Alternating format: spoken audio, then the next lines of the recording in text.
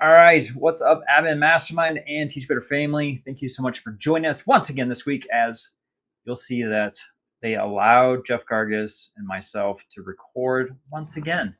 I don't know what's going on, man. But I'm not saying anything if you're not saying anything. We'll just let it keep I'm definitely happening. not saying no. Whenever Jeff Gargas reaches out, I'm like, let's do it. Let's go.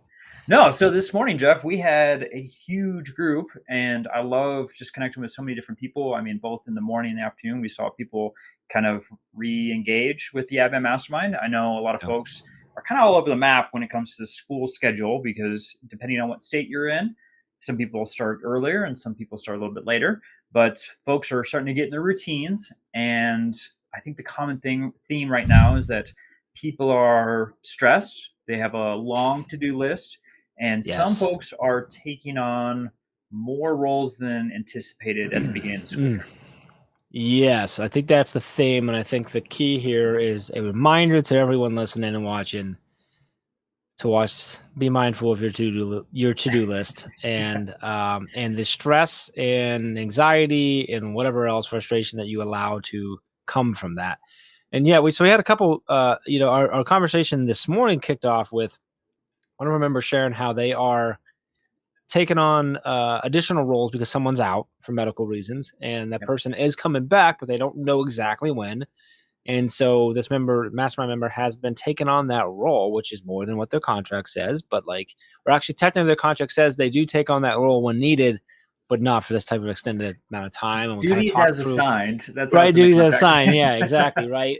And we had a great conversation around the idea of approaching the admin or their district administration about a previously discussed potential extra stipend and things of that nature. And sort of, I think they just kind of needed the permission to advocate for themselves. So I hope the group gave that to them. And if you need that, if you are listening, you need the permission, this is your permission to advocate for yourself.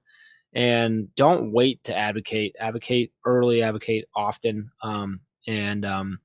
I think that's good. So I think that's hopefully that'll end up well. But that kind of led into this conversation around list and the to-do list, right? We talked about another one of our members who has been supporting a new principal, new to their district, who is dealing with a lot of stuff. We actually talked last week, I think, a little bit about a big issue that they were dealing with their special ed, which got resolved, which is awesome. But then there's still this whole other list, and this new principal still seeming, I think how he described it was, this person seems like a very relaxed, calm guy, but has been tense. And so that's a little bit alarming.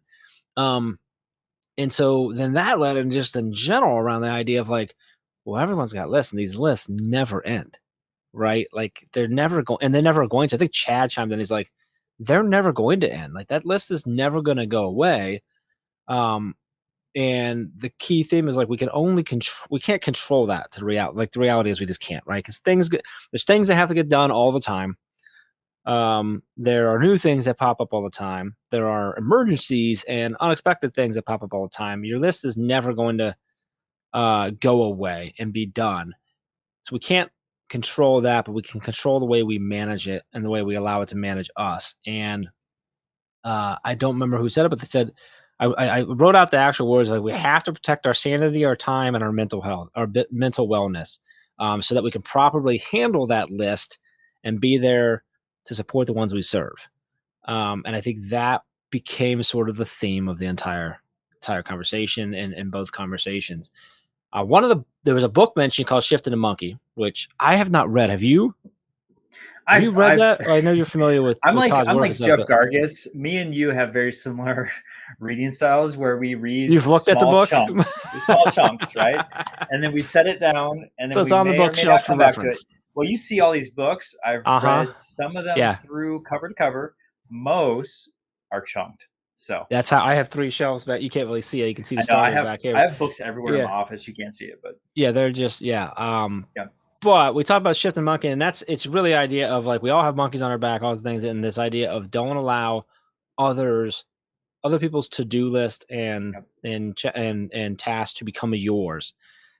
Often as leaders, especially servant leaders who really feel that need to serve, are quick to take on and be like, don't worry, Josh, I got it. I got you. And instead of doing that, what we talked about was instead of going, Josh, I got you and I'll take your problem on, it's how do we co-lead and what was using shared leadership to not do that, but rather help Joshua take advantage of those opportunities and become a stronger leader, become better at those particular jobs or whatever it is, so that it doesn't become my problem and we can get through it together and stuff. So I'm curious to know, Josh, as you were, because you were in a big campus. Yeah, very big. So lots of people, lots of people's monkeys. Take a lot of lists that could get thrown at you. Yep. And I think anyone who knows you knows that you're a nice guy. And honestly, if I'm being completely transparent, you seem like the kind of guy that might take some monkeys off people's backs. Oh my gosh. So how did you manage that? Like, how did you, like, one, I guess, am I correct thinking, like, was that an issue you dealt with early on, or? Oh, for sure. And And not even how did like you kind of get past most that? of my admin. And it's funny you're talking about this because myself and Darren Pepper just recorded an episode, a shared episode that we have on our podcast, and we were talking about this is like that Superman syndrome, right? Like trying to take on the world, and I did that for most of my 10 years as an admin, was just trying to solve everyone's problem and try to take something off their plate, right? I figured, our teachers are stressed, they're burnt out, they're not getting paid the amount that they should, and they also have all these things going on in their family lives. So for me, unfortunately, I tried to take everything on, which led to my burnout and me wanting to just get away from the profession altogether. Yeah. So I came to a breaking point of deciding, do I continue in this role or do I just step away completely? Because it was starting to not only affect my mental health, it was affecting my physical health, and then also my family. Because I was spending so much time on the campus trying to, like you said, take on not only my own list, but taking on other people's problems. And so instead of allowing them to lay it at my feet and taking it on, putting the cape on and trying to be Superman, what I had to decide was creating some boundaries for myself. And then also understanding that the to-do list, like you said, is everlasting. I mean, I could spend 24 hours a day in my office and I'd still have things on my to-do list that I need to get done. And I needed to just accept that and understand that that's the reality of the job in leadership. And so honestly, something that a superintendent said, he's from Florida, so this will make sense. And maybe I've said this before, but he used to say, shoot the closest alligator to the boat. And what he was talking about was like, you're going to have a lot of things coming at you as a leader all the time. Yeah. And so in that, analogy is that, you're going to have different layers of alligators coming at you all the time. Just attack the one that's closest so that you can survive. And that's how I really felt like my to-do list were set up from that point on, is really focusing on that quote of understanding, okay, what's due today? What's due tomorrow? What's due next week? Right. And really laying hands on it when it was first coming to being a priority. And so I felt like my to-do list and my mental health and just kind of seeing it in that space is better because I knew that there were always things to do. And then also like getting to stop allowing people to lay things at my feet was teaching them how to work through that problem, right? So coaching them through that and then creating a culture of, if you're coming to me with a problem, you better have a solution that you can offer up also, so that we can kind of work through that as a plan. So that way it's not completely on my shoulders and you can just, step away and say, oh, I'm good now, and feel better about it. Although I feel worse as a leader. So yeah, it's definitely a process and something that takes time to kind of build into the staff and make it so that everyone is doing that in all meetings moving forward. I want to take this moment to make sure that we say that Teach Better and does not condone any unsanctioned shooting or killing of alligators or any other wildlife. It was just an analogy. I just told you that he's from Florida and anything goes there in that state. So, but no, like I really like the meaning behind that. I didn't mean to make a joke of it, what was actually a very good message. And one of the things that someone said was that it's just as important to plan the time that you're not going to work on your list as it is to plan how you're going to attack your list. And I think that's what you're talking about. Like when you talk about setting the boundaries of, like, one of the scenarios we had today was this person that was taking on additional role. Like, they know that they're going to work outside of the contract hours. They're going to work some evenings. Like, it's going to happen for this little time. It's that sacrifice. And one of the suggestions was like, okay, well, that's fine. Like, if you're going to work on a Sunday, maybe, right? Plan out when on Sunday, and then make sure that on Saturday, you're like, I'm not thinking about it. Today, I do not think about it. Emails don't go anywhere. I will deal with it during this block of time that I'm setting aside, and that's setting that boundary of like and structure so that you can actually attack it. But a big piece of that is make sure that you're structuring and setting up the time that you're not going to stress about it, that you're not going to worry about it, and that's really hard to do, but very important to do as well. So, well, but that boundary goes with personal and professional life. So like you do need, I've gotten on my soapbox a lot lately with school districts when speaking with them about like even checking your email or having the email on your phone, right? Like there's things that we do that we don't even think about that actually is interrupting our mental health and how we're connecting with other individuals.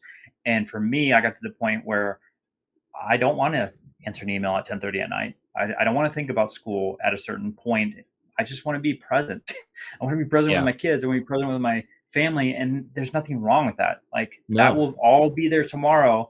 So I did delegate and I did say, okay, to my secretary, help me out with this. And I did make sure that I had a block of time where I shut my door and I only specifically spent 30 minutes on email to get rid of the clutter, right? So, I mean, there's things that we can put in place to make sure that we are not being stretched thin to the point where we can't give anything else to other people as a leader.